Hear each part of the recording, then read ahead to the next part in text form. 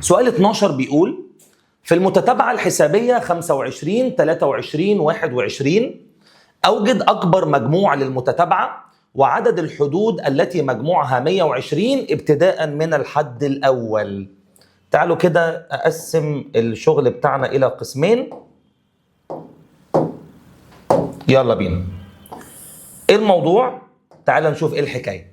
المتتابعة الحسابية اللي قدامنا دي أنا أقدر أطلع منها معلومات.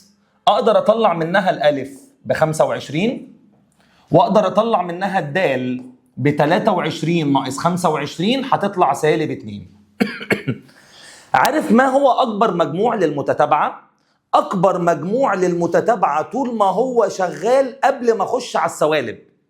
المتتابعة دي متتابعة تناقصية 25 23 21. طول ما أنا عمال أجمع الحدود الموجبة المتتابعة دي عمالة تكبر. أول ما آخد الحدود السالبة معايا هتقعد تصغر تصغر تصغر. إذا عشان تقدر تعرف أكبر مجموع للمتتابعة محتاج تعرف أول حد سالب. فلو عرفت مثلا إن أول حد سالب هو الحد العاشر يبقى أنت محتاج مجموع أول 9، ده أكبر مجموع. يبقى أكبر مجموع للمتتابعة اكتب بقى بإيديك كده في البوكلت. أكبر مجموع للمتتابعة هو مجموع الحدود الموجبة قبل أول حد سالب. يبقى أنا محتاج أعرف رتبة أول حد سالب عشان كل ما أنا بجمع المتتابعة كل ما أنا بجمع الحدود الموجبة المتتابعة عمالة تكبر. أول ما هجمع معاها سوالب هتقعد تنقص. أنا مش عايزها تنقص، أنا عايز أكبر حاجة فيها. فهمتوا قصدي؟ يبقى أنا محتاج أعرف رتبة أول حد سالب. مثلا هيطلع رتبة أول حد سالب هو ال15. معنى كده إن أنا هحتاج أجمع ج 14. طيب هنطلع رتبة أول حد سالب إزاي؟ قلتها لك في المحاضرة اللي فاتت. رتبة أول حد سالب ح ن أقل من الصفر. لما تحب تطلع رتبة أول حد سالب هيبقى ح ن أقل من الصفر. الح ن قانونها أ زائد د في ن ناقص 1. كل هذا أقل من الصفر. الألف معايا ب25 والدال معايا بسالب 2 والنون ناقص 1 هتنزل وأقل من الصفر هتنزل. هاخد ال25 من اليمين للشمال بعكس الإشارة. السالب 2 في ن ناقص 1 هتثبت والأصغر هتنزل. وهاخد ال25 من اليمين للشمال بعكس الإشارة. هقسم المتباينة دي على سالب 2. وعند قسمة المتباينة على سالب علامة التباين بتتشقلب. سالب 2 في ن ناقص 1 لما تتقسم على سالب 2 يتبقى ن ناقص 1. وسالب 25 لما تتقسم على سالب 2 تطلع 12 ونص. هودي الناقص 1 من اليمين للشمال بعكس الإشارة. أصبحت ن أكبر من 12 ونص زائد 1 يعني 13 ونص. إذا رتبة أول حد سالب هو الحد ال14. قلنا المحاضرة اللي فاتت بناخد أول عدد صحيح بعد ال13. يبقى رتبة أول حد سالب هو الحد ال14. طالما أول حد سالب هو الحد ال14 إذا المطلوب هو ج 13. لأن أنا محتاج مجموع الحدود الموجبة عشان يطلع أكبر مجموع. يا رب تكونوا استوعبتوها. طب هجيب ج 13 منين؟ قال لي يا فندم ما انا معايا النون بقى ب13 خلاص. ما انا معايا النون ب13 ومعايا الالف ومعايا الدال. هكتب القانون الثاني. بما ان ج ن بنون على 2 في 2 الف زائد د في ن ناقص 1. الجيم نون يعني ج 13 نون على 2 يعني 13 على 2. 2 ألف يعني 2 في 25. الدال معانا بسالب 2 هتتضرب في ن ناقص 1 يعني 13 ناقص 1. معنى هذا أن ج 13 هتساوي يلا بينا 13 على 2 2 في 25. أدي 13 على 2 في 2 في 25 ناقص د اللي هي ناقص 2 في ن ناقص 1 يعني 13 ناقص 1. اقفل. قول له الكلام ده هيساوي 169. يبقى ج 13 هتطلع 169، هذا هو المطلوب الأول. يبقى مجموع أو أكبر مجموع لهذه المتتابعة هيطلع ب 169. بكده طلعنا له المطلوب الأول. المطلوب الثاني، عدد الحدود اللي مجموعها 120 ابتداء من الحد الأول. وخلي بالك هيطلع حلين، قول لنا الحلين دول طلعوا ليه؟ قلت له طيب تعال. عدد الحدود يعني الراجل عايز منك نون.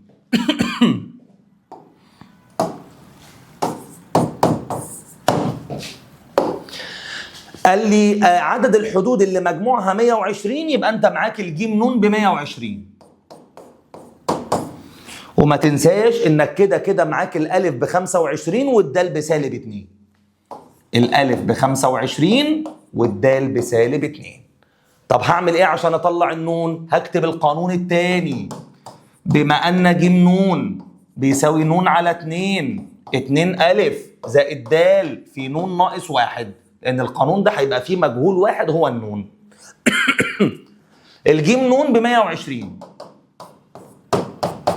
والنون على 2 عاوزينها، و2 الف يعني 2 في 25 ب 50، والدال معانا بسالب 2 والنون ناقص 1 هتنزل. لسه واخدين شبه السؤال ده من شويه. هتمسك المعادله اللي بالاخضر دي تضربها في 2 للخلاص من هذه الاثنين. 120 تضرب الاثنين تطلع 240، ولما هضرب الطرف الشمال في 2 الاثنين اللي تحت دي هتضيع، هيتبقى لك نون في 50. وزع السالب 2، سالب 2 في نون يدي سالب 2 نون، وسالب 2 في سالب 1 يدي موجب 2. اتفضل اقفل. ال 240 في الطرف اليمين هتنزل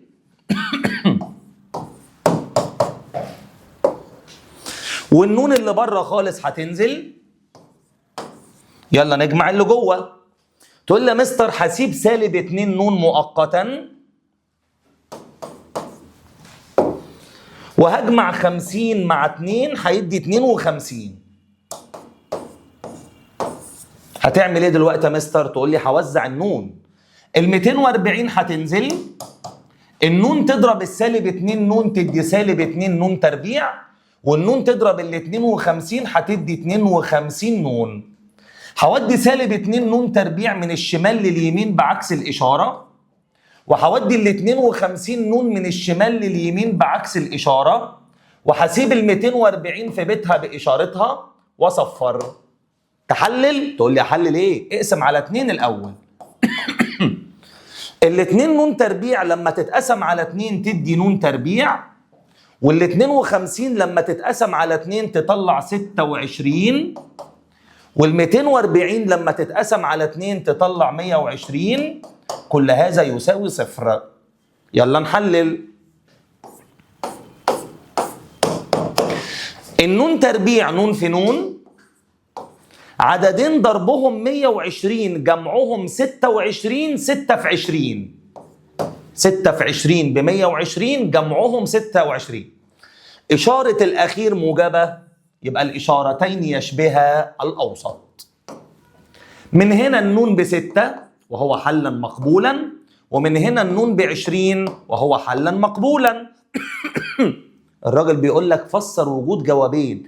ازاي يا ابني يطلع لنا عدد الحدود اللي مجموعها 120 حلين 26؟ ازاي يحصل ده؟ قال لك المتتابعة دي متتابعة تناقصية. لما انا اجمع اول 6 حدود منطقي ان هم يطلعوا 120، ولما اجمع اول 20 حد هيخش فيهم سوالب فيطلعوا 120. مفيش مشكلة. يبقى الراجل بيقول لك فسر وجود جوابين، هتقول له لأن المتتابعة تناقصية. هذا التفسير اللي أدى إلى وجود جوابين يطلعوا 120. يبقى المتتابعة دي لو جمعت أول 6 حدود هيطلعوا 120، ولو جمعت أول 20 حد برضه هيطلعوا 120. والسبب أن هذه المتتابعة تناقصية. أول 6 حدود هيبقوا بالموجب، لكن أول 20 حد هيخش فيهم سوالب. منطقي جدا. أول 6 حدود مجموعهم 120، وأول 20 حد برضه يطلع مجموعهم 120. مفيش مشكلة خالص. ده بالنسبة لسؤال رقم 12.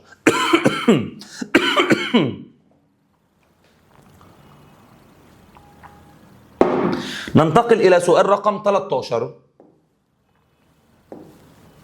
سؤال 13 بيقول: أوجد أصغر عدد من الحدود يمكن أخذه من هذه المتتابعة ابتداء من الحد الأول ليكون المجموع سالبا.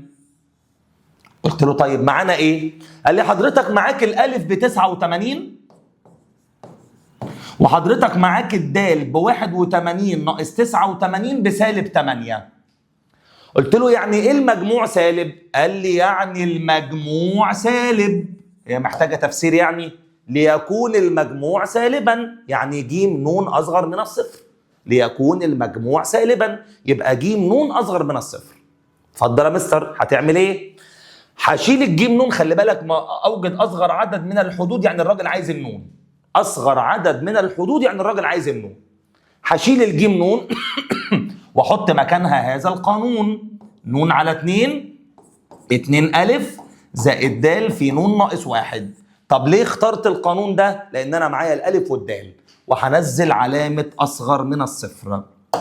عايز اقول لك بقى على حركة تعملها عشان تستفيد. بص هل تعلم ان انا من حقي اضرب هنا في 2 على ن واضرب هنا في 2 على ن؟ لما هضرب هنا في 2 على ن دول ضاعوا مع بعض، ولما هضرب هنا في 2 على ن الصفر مش هيتأثر. طب حضرتك ما كنتش بتعمل هناك كده ليه؟ قال لي لان هناك يا فندم ما كانش فيه صفر. الصفر ده لما يتضرب في اي حاجه مش هيتأثر. بكده انا ههرب من التحليل. يبقى انا امتى يا مستر بضرب النون على 2؟ بضرب في معكوسها الضربي، تضرب في معكوسها الضربي يمين، تضرب في معكوسها الضربي شمال لما تلاقي هنا صفر. في الحاله دي تهرب من التحليل. تقول لي كلام جميل جدا. هيتبقى لك 2 ألف يعني 2 في 89 زائد الدال اللي معاك بسالب 8، كل هذا مضروبا في ن ناقص 1، كل هذا اقل من الصفر. 2 في 9 ب 18، 8 ومعايا الواحد. 2 في 8 ب 16 و1 17، وهنزل ناقص 8 في ن ناقص 1 اقل من الصفر. هاخد ال 178 من اليمين للشمال بعكس الاشاره، فهثبت في الطرف الايمن سالب 8 في ن ناقص 1، وهثبت علامه الاصغر وهاخد 178 من اليمين للشمال بعكس الاشاره. هقسم هذه المتباينه على سالب 8، هيتبقى لي في الطرف اليمين ن ناقص 1. علامة التباين هتتغير عند القسمة على سالب، علامة التباين بتتغير وهشوف سالب 178 على سالب 8 تطلع ايه؟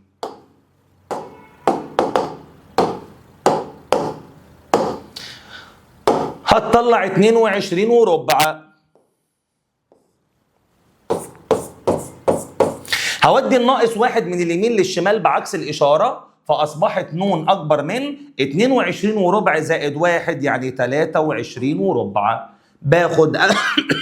باخد أول عدد صحيح أكبر من ال 23، يبقى النون هتطلع ب 24. إذا أصغر عدد من الحدود هو 24 حدا. أصغر عدد من الحدود يمكن أخذه من هذه المتتابعة ابتداء من الحد الأول ليكون المجموع سالبا هو 24. خلي بالك السؤال ده أنا كنت سايب منه جزء، المفروض تكون ماسك القلم بتاعك في البوكلت وشغال معايا. لو ما عملتش كده هات الجزء ده من الأول واعمل كده معايا. يلا ننتقل إلى سؤال رقم 14. سؤال 14 بيقول: متتابعة حسابية حدها التاني 13، قلت له الحد التاني اسمه ألف زائد دال. قال لي ومجموع ال10 حدود الأولى منها ب 235، قلت له أنا كده معايا ج ن. قال لي أوجد المتتابعة، قلت له المستر حفظنا طالما عايز متتابعة يبقى عايز ألف ودال. في ناس أنا سامعها بترد عليا، أوجد المتتابعة يعني الراجل عايز منك الألف والدال. مستر أنا معايا معادلة اسمها ألف زائد دال ب 13، ودي معادلة في مجهولين. لو قدرت أجيب معادلة تانية في نفس المجهولين أحلهم مع بعض بالحذف أطلع الألف والدال، كل عام وأنتم بخير. طب هنعمل إيه؟ هنروح نشيل الجيم نون دي ونكتب مكانها قانون في ألف ودال. قلت له يلا. هكتب مكانه نون على 2 في 2 أ زائد د في ن ناقص 1. ده كتبته مكان الجيم ن. بكام يا باشا؟ قال لك ب 235. قلت له هحط مكان النون كام؟ قال لي حط مكان النون 10، لأن ده مجموع ال10 حدود الأولى. يبقى هحط مكان النون 10. 10 على الاتنين يطلع 5. في 2 أ هتنزل زائد الدال هتنزل ن ناقص 1، يعني 10 ناقص 1 ب9. كل هذا هيساوي 235. امسك هذه المعادلة واقسمها على 5، سيصبح عندك 2 أ زائد 9 د هتساوي 235 على 5. 23 على 5 فيها الأربعة ويتبقى 3. 35 على 5 فيها السبعة. كده بقى معاك معادلة رقم 2. هتمسك معادلة رقم 1 مع معادلة رقم 2 تحطهم تحت بعض وتحلهم بالحذف، هتطلع الألف وتطلع الدال وتطلع المتتابعة. يلا بينا. المعادلة الأولى أ زائد د ب 13، والمعادلة الثانية 2 أ زائد 9 د ب 47.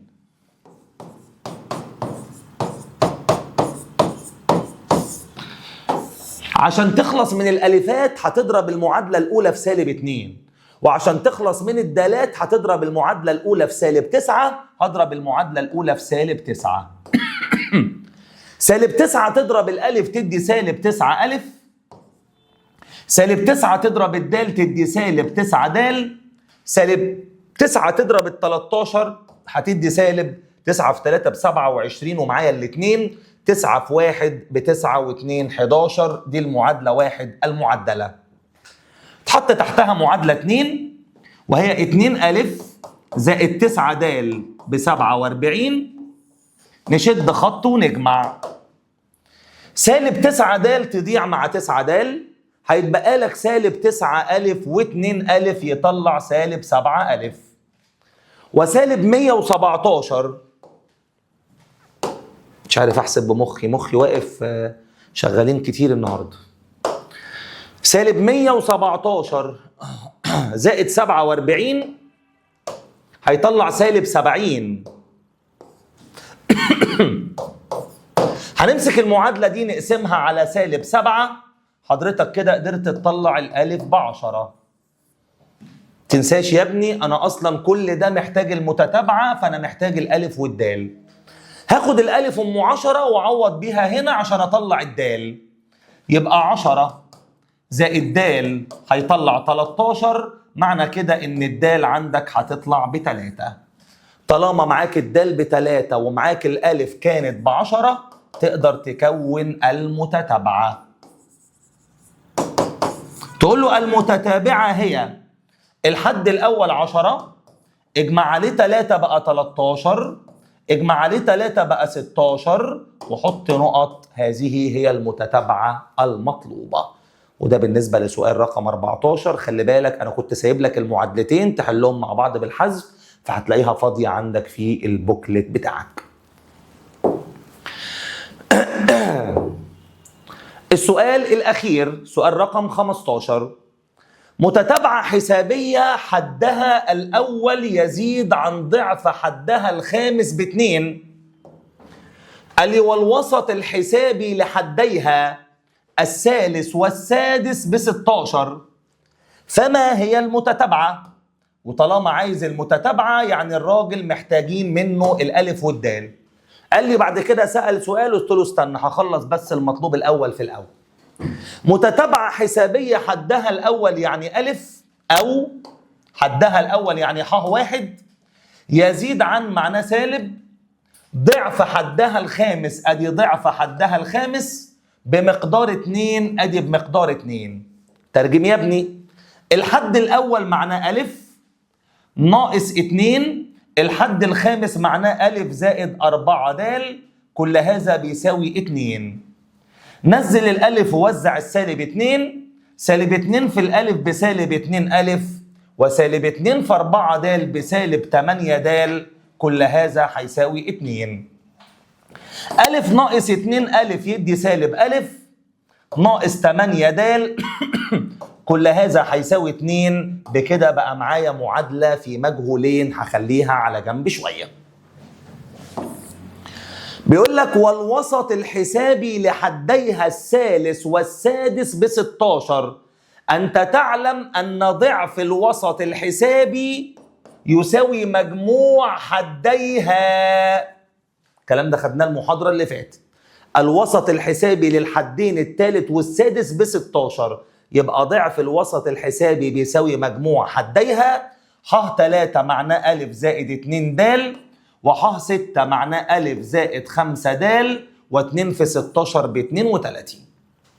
ألفاية وألفاية يدي 2 أ، 2 د و5 د يدي 7 د، كل هذا هيساوي 32. دي كده المعادلة رقم 2.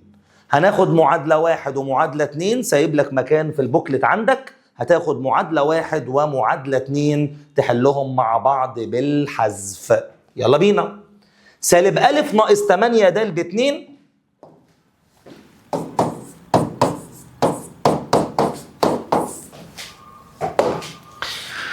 و2 أ زائد 7 د ب 32.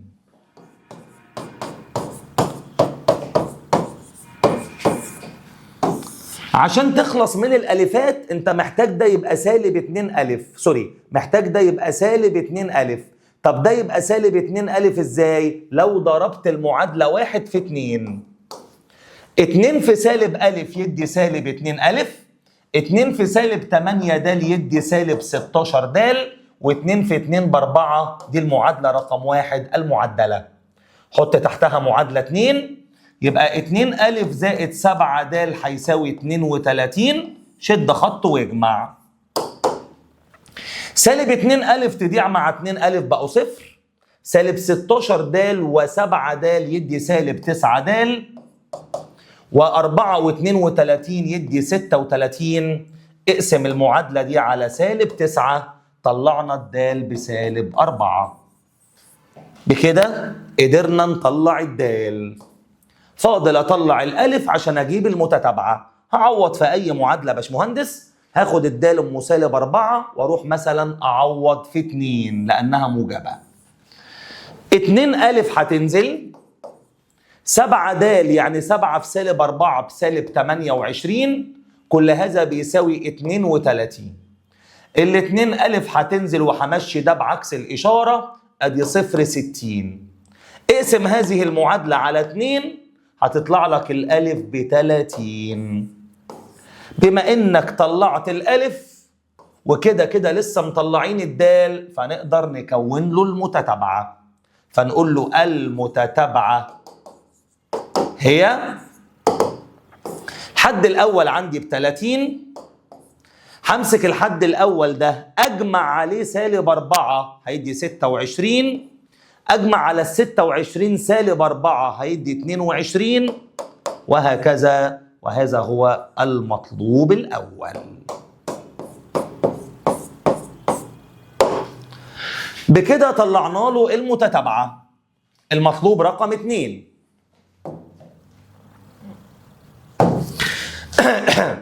وكم حدا، كم حدا يقصد بها نون، كم حدا يلزم أخذها ابتداء من الحد الأول ليكون المجموع صفرا. قلت له ايه يا فندم؟ قال لي تعال عايزين نعرف كم حد نقدر ناخده من حدود المتتابعة هيخلي المجموع صفرا.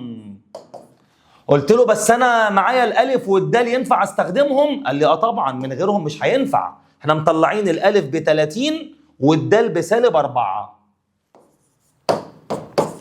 هكتب القانون الثاني. بما ان ج ن بيساوي ن على 2 في 2 أ زائد د في ن ناقص 1، انا عندي ج ن بصفر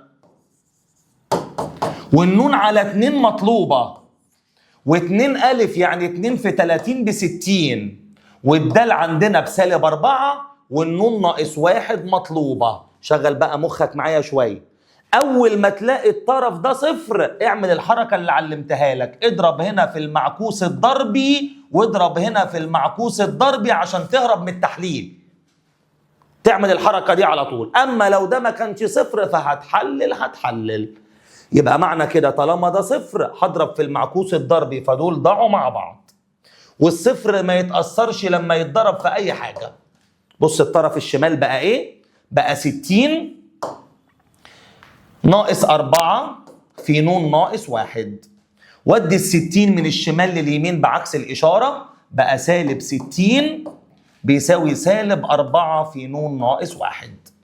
امسك هذه المعادلة واقسمها على سالب 4. سالب 60 لما يتقسم على سالب 4 يطلع 15، والطرف الشمال لما يتقسم على سالب 4 يطلع ن ناقص 1. ودي الناقص 1 من الشمال لليمين بعكس الإشارة، أصبح عدد الحدود ب16 الذي يمكن أخذه من حدود المتتابعة ليجعل المجموع صفرا. ده كده بالنسبة للسؤال رقم 15، وده السؤال الأخير بالنسبة لنا.